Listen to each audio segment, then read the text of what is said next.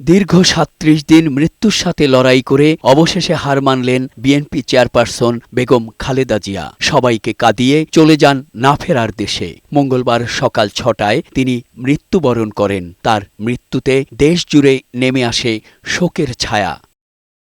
বেগম জিয়ার মৃত্যুতে প্রধান উপদেষ্টা ডক্টর মোহাম্মদ ইউনূস জাতির উদ্দেশ্যে ভাষণে গভীর শোক ও সমবেদনা জানান। ঘোষণা করেন ৩ দিনের রাষ্ট্রীয় শোক। একই সঙ্গে বুধবার সরকারি ছুটি ঘোষণা করা হয়। শোক দিবসের প্রথম দিনে দেশের সব সরকারি, আধা সরকারি, স্বায়ত্তশাসিত প্রতিষ্ঠান, শিক্ষা প্রতিষ্ঠান এবং সব সরকারি ও বেসরকারি ভবনে জাতীয় পতাকা অর্ধনমিত রাখা হয়।